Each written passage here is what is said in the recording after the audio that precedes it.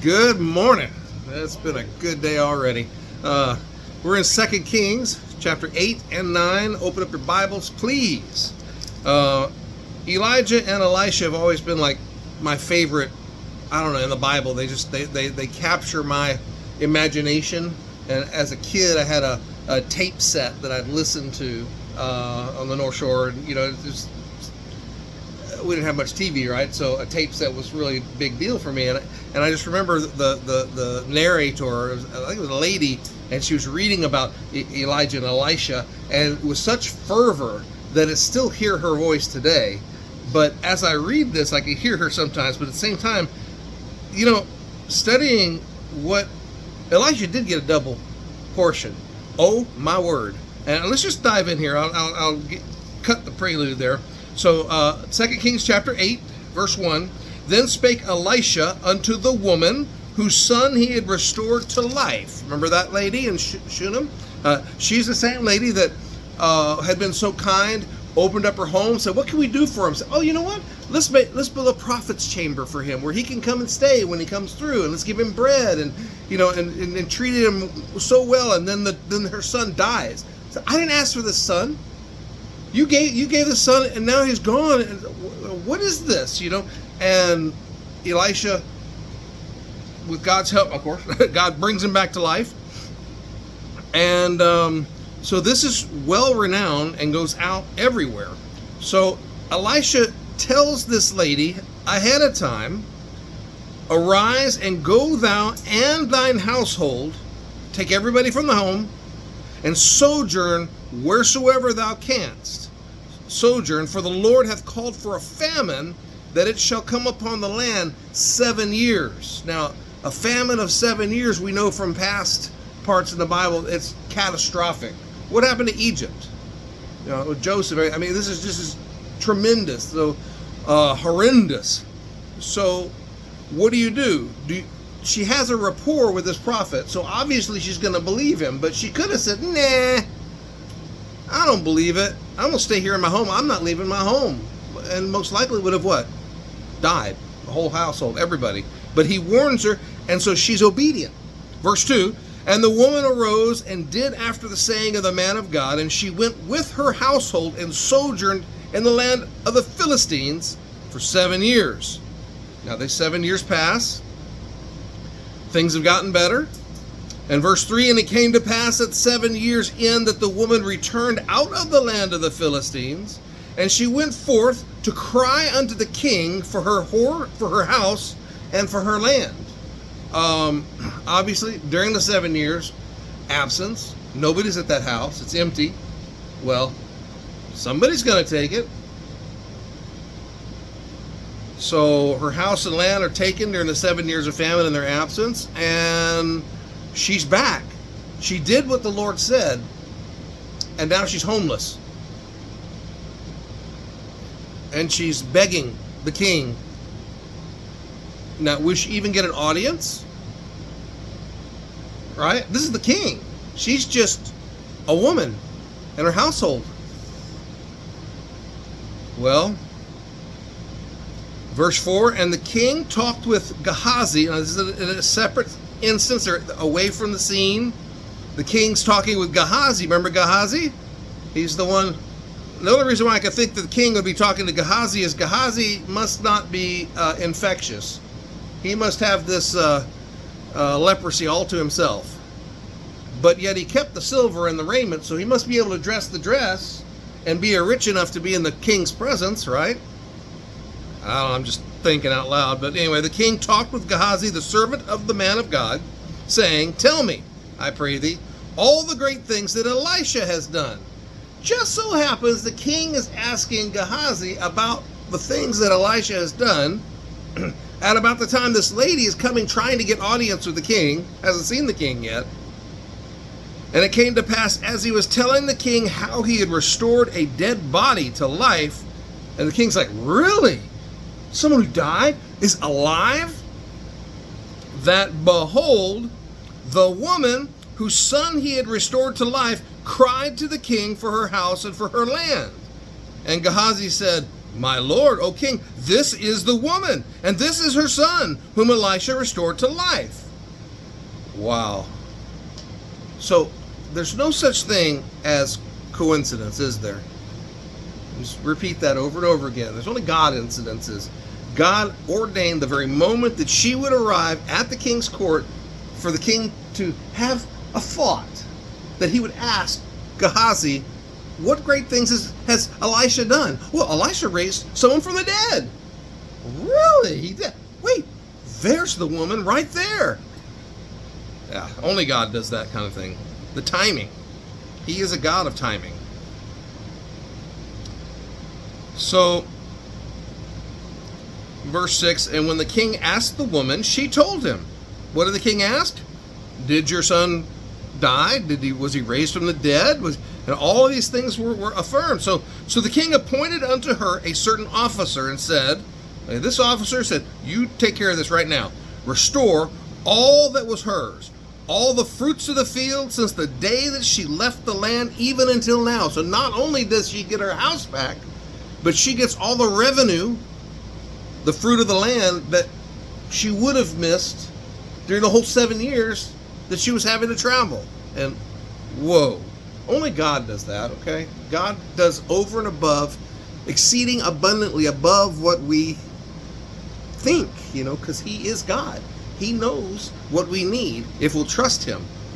Just side note, last night I shared it this morning with the church, but I'm a weather fanatic. I like watching the weather on my phone and stuff like that, seeing when it's going to come, what's going to happen, and like for the whole week it said no rain. There's just no rain. I'm looking at, there's no rain. No way there's rain. It rained last night. God woke me up and said, look, I can make it rain.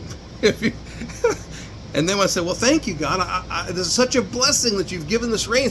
And you made it rain more. I was like, wow, okay.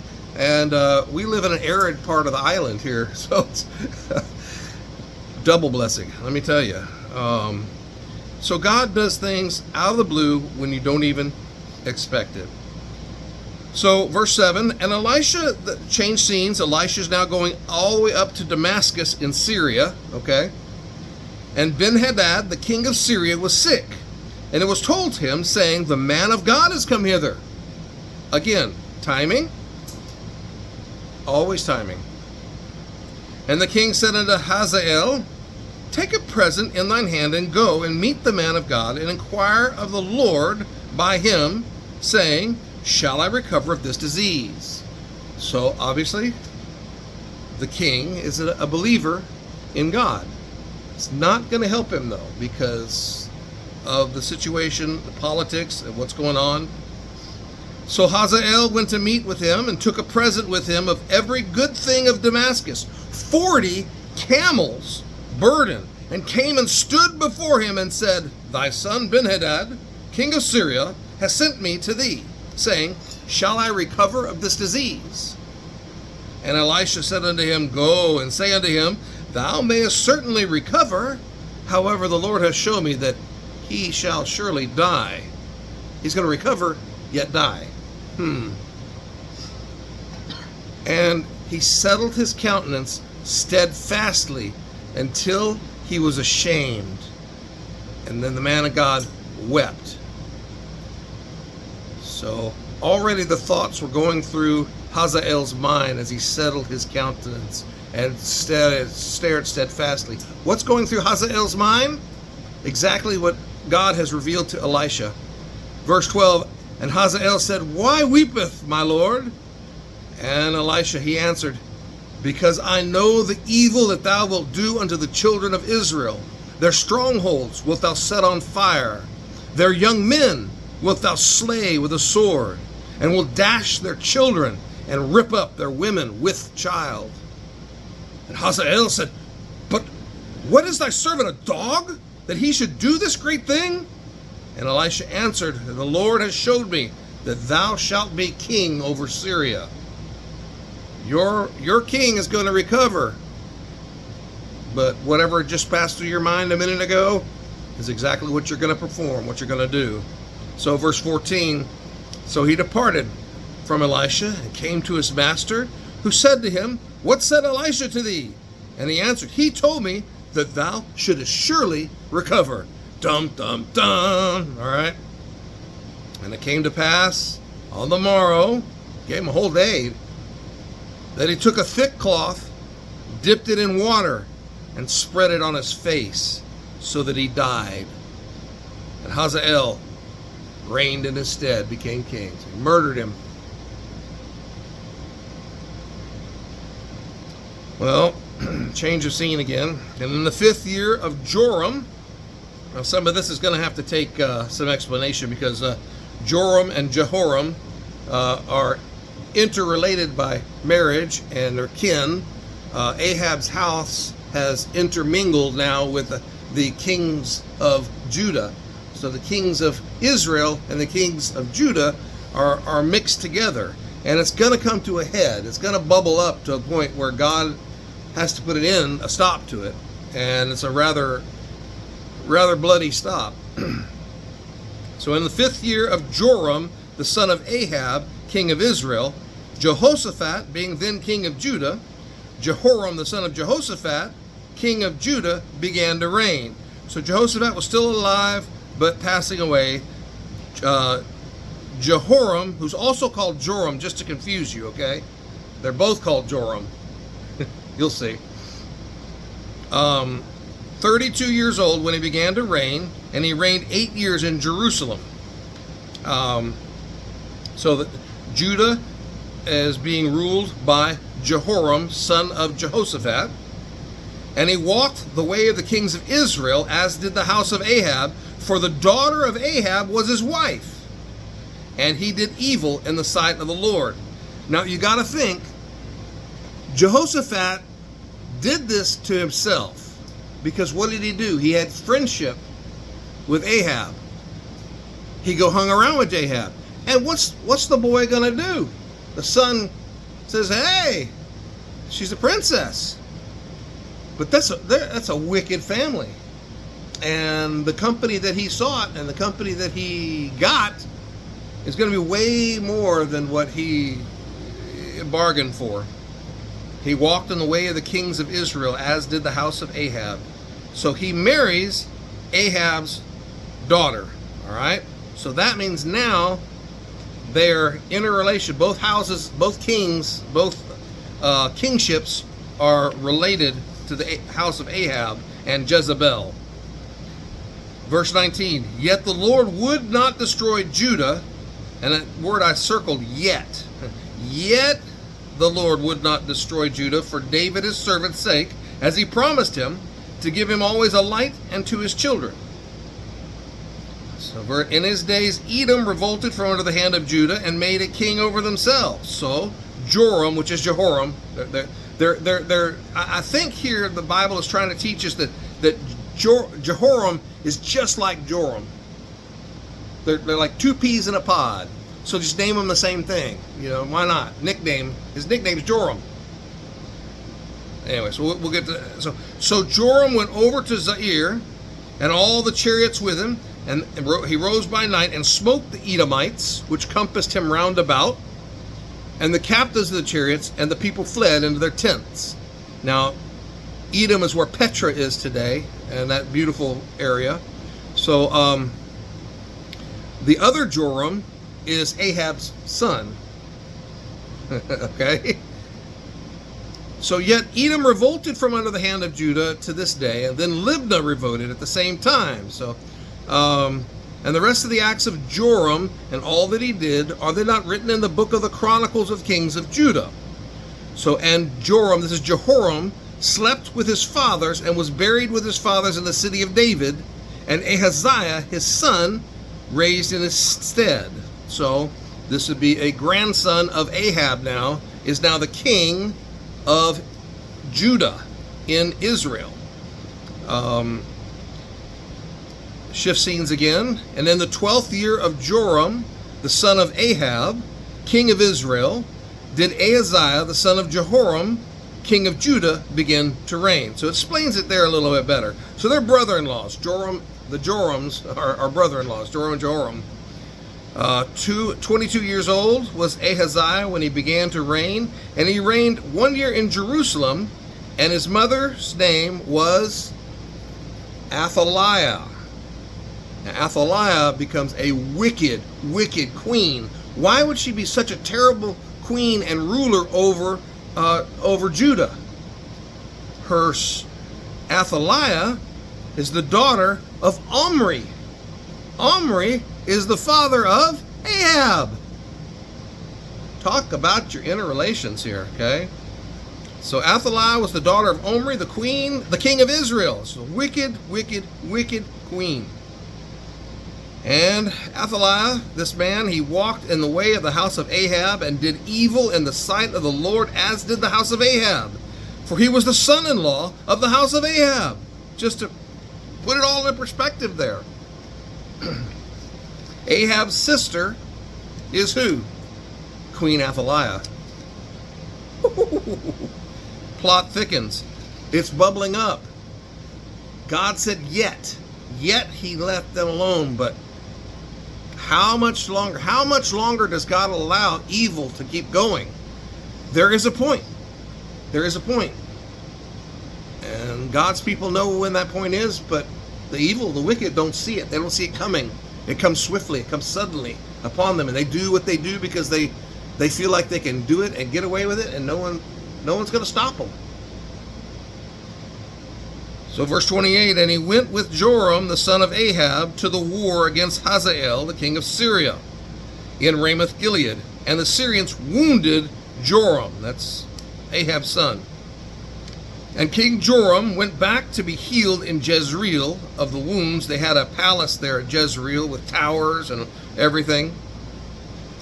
So he went back to be healed in Jezreel of the wounds which the Syrians had given him at Ramah, when he fought against Hazael, king of Syria. And Ahaziah, the son of Jehoram, king of Judah, went down to see Joram, the son of Ahab, in Jezreel, because he was sick. He was injured, recovering. So he's going to go see his brother-in-law down in Jezreel. Perfect timing. Kind of a fateful meeting. Little family get-together there, right? But it's just too much. Suddenly there's an urgent broadcast out. God sends it to Elisha. And Elisha the prophet called one of the children of the prophets and said unto him, Gird up thy loins, and take this box of oil in thine hand, and go to Ramoth Gilead. And when thou comest thither, look out there Jehu, the son of Jehoshaphat, the son of Nimshi, and go in, and make him arise from among his brethren, and carry him to an inner chamber, a secluded spot.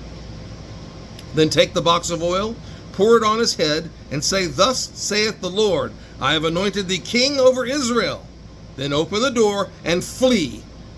Don't you stick around. You tarry not. Run. Well, that's the small instructions. The man gets a lot more instructions from Elisha, which we'll see here shortly. But the time is urgent. Jehu, the son of Jehoshaphat, is being chosen over Ahaziah. And so the young man, even the young man, the prophet, went to Ramoth Gilead, and most likely with haste, because it's urgent. And when he came, behold, the captains of the host were sitting. And he said, I have an errand to thee, O captain. And Jehu says, well, we're all captains here. Unto which of all of us? And he said, To thee, O captain. And he arose and went into the house. And the young prophet, poured the oil on his head and said unto him, Thus saith the God of Israel, I have anointed thee king over the people of the Lord, even over Israel. And thou shalt smite the house of Ahab thy master, that I may avenge the blood of my servants the prophets, and the blood of all the servants of the Lord at the hand of Jezebel. For the whole house of Ahab shall perish, and I will cut off from Ahab him that pisseth against the wall, and him that is shut up and left in Israel. And I will make the house of Ahab like the house of Jeroboam the son of Nebat, and like the house of Baasha the son of Ahijah. And the dogs shall eat Jezebel and the portion of Jezreel, and there shall be none to bury her. And he opened the door and he fled. Ran away. The dust doesn't even get to settle. It's gone. Well, then Jehu comes out, walks out to the captains, right? To the servants of his lord, of Ahab and Jezebel, and said unto him, now Ahab's passed away, but still, is all well? They asked him. Wherefore came this mad fellow to thee? And he said unto them, you know the man, and you know his communication. You know what he came to tell me. And they said, it is false. Tell us now. And he said, thus and thus spake he to me, saying, thus saith the Lord, I have anointed thee king over Israel. And the first thing they do is what? Do they go rise up and try to kill Jehu? No. They gird themselves together and get ready for war. It's time for action. They've been sitting around secluded all this time, waiting, not knowing what to do. But now they're energized. They hasted, and they took every man his garment, and they put it under him on top of the stairs, and they blew the trumpets, saying, Jehu is king. So Jehu, the son of Jehoshaphat, the son of Nimshi, conspired against Joram. Now Joram had kept Ramoth Gilead, and he and all Israel, because Hazael, the king of Syria. Now, isn't this interesting? Because Jehoshaphat was the king of where? Judah. Well, now the son of Jehoshaphat is going to be on the throne of Israel, taking over Ahab and Ahab's families. But King Joram was returned to be healed in Jezreel of the wounds which the Syrians had given him. And when he fought with Hazael the king of Syria, and Jehu said, if it be your minds, then let none go forth nor escape out of the city to go and tell it in Jezreel. So Jehu rode in a chariot, and Jehu was known for his wild driving of his chariot. He was recognized for it. So Jehu rode in a chariot and went to Jezreel faster than anyone else could go. And for Joram lay there, it's because Joram was laying there, and so Ahaziah, king of Judah, was come down to see him. There's no such thing as a coincidence. Ahaziah is there with Joram at the same time as God calls Jehu to be king over Israel, and Jehu wildly drives there to find them both. How convenient. All the little duckies are in a row. And there stood a watchman on the tower in Jezreel, and he spied the company of Jehu as he came, and said, I see a company. So I see a bunch of soldiers coming. And Joram said, take a horseman and send to meet them, and let him say, is it peace? Number one, is it peace? So there went one on horseback to meet him, and said, thus saith the king, is it peace? And Jehu said, what hast thou to do with peace? Turn thee behind me. And the watchman told, saying, the messenger came to them, but he cometh not again. So Joram sent out a second on horseback, number two, which came to them and said, thus saith the king, is it peace? And Jehu answered, what hast thou to do with peace? Turn thee behind me. And the watchman told the king, said, he came even unto them, and he didn't come back to us. And the driving is like the driving of Jehu, the son of Nimshi, for he driveth furiously. And Joram said, make ready. And his chariot was made ready, and Joram, the king of Israel, he's injured, right? He's been in battle. He's recovering from his wounds of battle.